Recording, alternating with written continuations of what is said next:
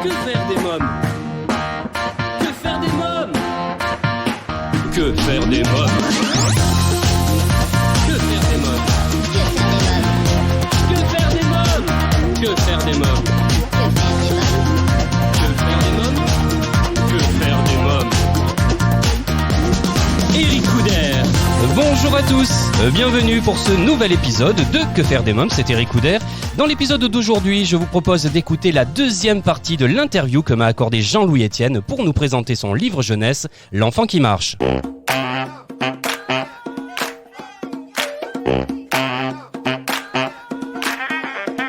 Quelle est l'expédition qui vous a laissé le plus beau souvenir ?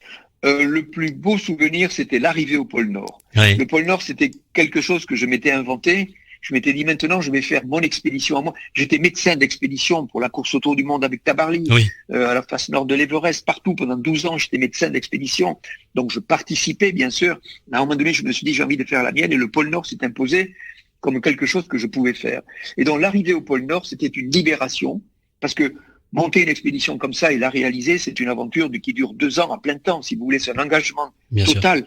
Je suis revenu du pôle Nord en disant, ça va être ma vie. J'avais acquis une confiance en moi dans mon aptitude à mener des projets.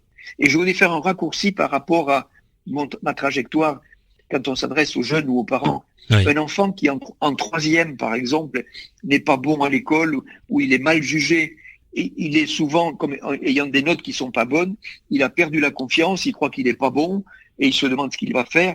Pour moi, il n'est pas à sa place. L'appréciation scolaire s'adresse souvent à des gens qui sont bien formaté pour répondre à l'exigence scolaire. Mais moi, je n'étais pas du tout formaté pour ça. Oui. Et donc, par la formation professionnelle, j'ai retrouvé une confiance parce qu'on est jugé sur les choses que l'on fait de ses 10 doigts, vous voyez. C'est entrer dans la vie. Et donc, en troisième, c'est une période charnière. Alors, les parents, ils disent, mais attends, passe le bac, puis on verra après. Mais après, on a 18 ans et l'abîme se creuse.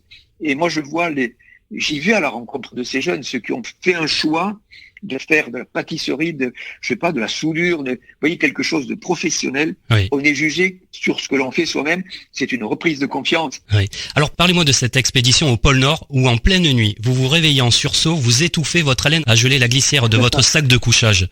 Ben oui, on peut pas mettre la tête dehors quand il fait moins 45 sous la tente.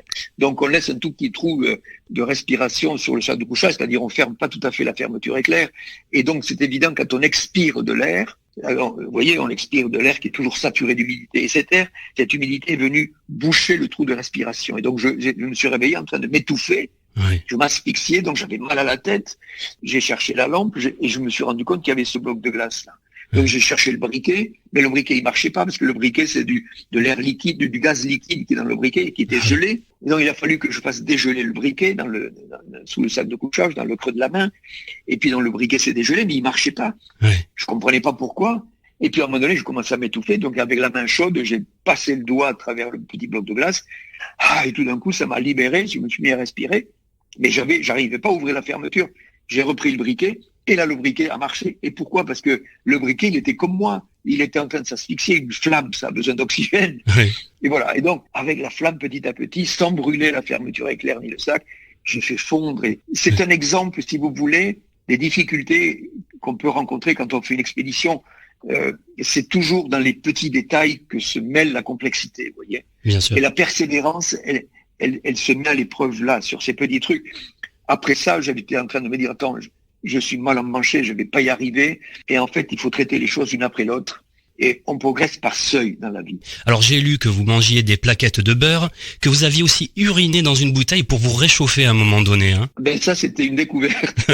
Oui, le beurre, si vous voulez, parce que le beurre, on a besoin de corps gras. Et toutes les expéditions polaires, tous les récits polaires parlent de la même chose. On a faim de graisse. Mais c'est pas quelque chose qui est réservé, je dirais, aux expéditions polaires. Ici, par exemple, regardez, il commence à faire froid. Oui. Eh ben, autant en été, on avait besoin de salade et de jus de fruits, autant maintenant, on a davantage envie de tartiflettes, de cassoulet, de daube, vous voyez, de choses qui sont beaucoup plus riches, beaucoup plus grasses. Bien sûr. Parce que les corps gras amènent 9 calories au gramme, alors que les sucres et les protéines amènent que 4. Donc, il y a une préférence pour les graisses pour amener de l'énergie au corps. Ensuite, faire une bouillotte avec les urines, c'est quelque chose que j'ai découvert parce que l'avantage d'un homme dans un sac de couchage, quand il fait moins 40 sous la tente, vous n'avez pas envie de sortir pour aller pisser. Oui. Et donc, J'avais une petite bouteille étanche, donc j'ai uriné dans la bouteille, et puis je me suis rendu compte que c'était une bouillotte en fait, et donc j'ai utilisé, si vous voulez, l'urine chaude pour servir de bouillotte. Et alors donc j'en profite pour donner un petit conseil. Quand on la fera au pied, la bouillotte, il faut pas la mettre au pied. Ah oui. Il faut la mettre en bas du ventre, vous voyez. D'accord. Ce qu'on appelle le carrefour des gros vaisseaux. C'est un échangeur thermique, la bouillotte. Donc, il faut la mettre là où il y a des gros vaisseaux qui circulent et vous la mettez en bas du ventre et vous allez voir, les pieds vont se réchauffer beaucoup plus vite. Vous avez été suivi par un ours blanc à un moment donné. Alors, je l'ai pas vu. Je n'ai pas vu l'ours blanc.